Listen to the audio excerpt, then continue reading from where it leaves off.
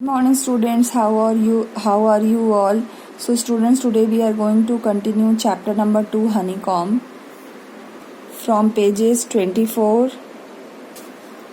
25 and page number 26. So students, in the last video we have learned that Ravi's mother asked him to tell the beggar to go away from their house, from outside their house. So let's see what happens next. He has been coming here every day for the past 4 weeks, and it's time he found another house to beg from, Pati explained to Tapi. So Pati told Tapi that from last 1 month the beggar is coming. Now it is enough. Now he should go from here and he should beg to someone other's house. Bridu and Meena followed Ravi out. The beggar was already in the garden, making himself quite at home. He had spread his upper cloth under the neem tree and was leaning against the trunk, apparently prepared to take a little snooze while he waited for the ants to appear. "Go away," said Ravi sternly. "My Pati says it's time you found another house to beg from." So the beggar was sitting in the garden, and whatever he was wearing, what did he do with his upper cloth? He spread on the ground and sat on that, and there was a neem tree. He took a lean on that neem tree and he sat comfortably, and he was also waiting for ants to come. भीख के लिए वो इंतजार कर रहा था. Then finally what happened? Ravi came and told the beggar that you should go away from here, and his Pati says that now it is your turn to go to some other's house and beg there. Okay, the next paragraph, students. The beggar opened his eyes very wide and gazed at each of the children one by one. "The ladies of this house," he said at last in a voice choked with feeling, "are very kind souls. I have kept my body and soul together on their generosity for a whole week. I cannot believe that they would turn me away." He raised his voice. "Amma, Amma, oh," sad his wail might be, but it certainly wasn't feeble. It began in a deep, strong rumble somewhere in his withered belly and came booming out of his mouth with its few remaining teeth stained brown with beetle chewing. So when Ravi told him that Pati is telling the beggar to go to some other house and beg there, then the beggar was very surprised that the ladies of this house are so good natured, and that is why he could stay here for such a long time and beg here. He was not believing that whatever Ravi was telling, it was truth. "Ravi, tell him there's nothing left in the kitchen," called Rukumani. So Rukumani from inside the house, she shouted and told that tell the beggar that there is nothing left in the house to give him. And the beggar heard everything. Ravi didn't have to repeat it all to the beggar. What his mother said had been easy for them all to hear, easy for the beggar to hear everything, that she is asking him to go away from their house, from outside their house. The beggar sat up and sighed. तो वो खड़ा हुआ और थोड़ी जोर के सांस लिया. I will go, he said weirdly. "Only let me have a rest under this tree. The sun is so hot. The tar has melted on the road. My feet are already blistered." So he is telling, "Okay, I will go away from here, but let me take some rest because it is so hot and my feet has already got burned because the roads are so hot." Okay, so I suppose he doesn't have the money to buy chappals, Midhu whispered to Meena and Ravi.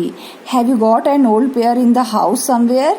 So when Ridu heard the beggar saying all this, she told Meena and Ravi that she thought that the beggar was not having any slippers, and that is why his feet got burnt, and she was asking to them if they have got an old pair of any slippers which they could give to the beggar. So Ravi told that he don't know.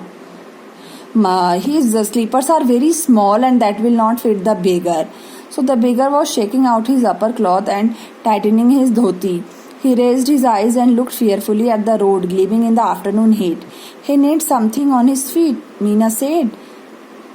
Her big eye is feeling it's not fair. So when the beggar stood up, he put his upper cloth and he was tightening his dhoti, and even Meena suggested that he needs something to wear on his feet because it was really a hot summer day and the roads were also very hot and his feet would get burnt. Shh, said Ravi. Chup raho. Shh, I'm thinking about it. मैं सोच रहा हूँ. Blubbering, it's not fair, isn't going to help. In 2 minutes he will be frying his feet on that road. What he needs is a pair of chappals. So where do we get them? Come, let's search the house. He pushed Midhu and Meena into the house. So Ravi thought, yes, it is not fair to send him without a chappal in this scorching heat of the sun. He will burn his feet. So he asked Midhu and Meena to come with him and they will find a pair of old chappals in the house. Just as he stepped into the veranda, Mridu's eyes fell on the odd-looking chappals she had noticed when she arrived. Ravi, she whispered to him, whose are those? So you remember, children, when she comes to the house for the very first time, she saw a black pair of old chappals, very dirty chappals. Again she saw them and she asked Ravi, whose chappals are these? Ravi turned and glanced at the shabby-looking but sturdy old slippers. He beamed and nodded. These are just the right size, he said. Picking them up, Mridu and Meena followed him nervously back into the garden. So when Ravi saw that chappal, he told that chappal was the best and the size was also perfect. And they went to the garden. And even Meena and Mridu followed Ravi to the garden. Here, said Ravi to the beggar, dropping the slippers in front of the old man. Wear this and don't come back. The beggar stared at the slippers, hurriedly flung his towel over his shoulders, pushed his feet into them and left muttering a blessing to the children. In a minute he had vanished around the corner of the street.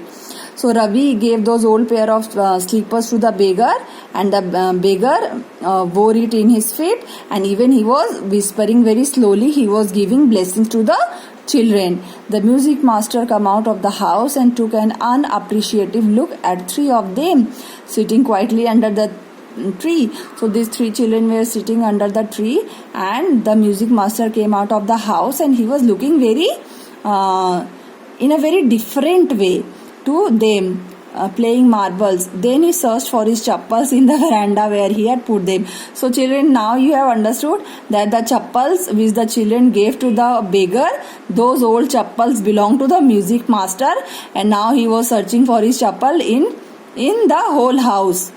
Lalli, he called. After a few moments, she hurried up to him. Have you seen my chappals, my dear? I remember having kept them here. So he asked Lalli, have you seen my chappals? I know, I kept them here. I remember very carefully. Ravi, Mridu and Meena silently watched Lalli and the music master search every corner of the veranda. He scurried around, looking over the railing and crouching near the flower pots to look between them. Brand new they were. I went all the way to Mount Road to buy them. So he searches with Lalli everywhere in the house and he didn't got that slippers. And what is he saying to those old chappals? Those were brand new. And from where did he purchase those slippers? From the Mount Road. Okay. Do you know? Soon Lalli went in to tell her mother. Rukumani appeared, looking harassed, with Pati following her. So Lalli informed everything to her mother that his music master has lost his chappals, and Rukumani, she was very harassed that who has taken these chappals. No, never something is stolen from their house. And Pati followed Rukumani. Where could they be? It's really quite upsetting to think someone might have stolen them. So many vendors come to the door, worried Pati. So Pati told many vendors came. Who has taken the chappals? Rukumani caught sight of Ravi, Mridu and Meena sitting under the tree. Have you seen children? She began, and then seeing they were curiously quiet. So Rukumani saw these 3 children sitting under the tree, and she inquired them, have you seen the chappals? Have you seen the music master's chappals? Okay, hope children you have understood this. Please go through the word meanings given in these 3 pages. Thank you.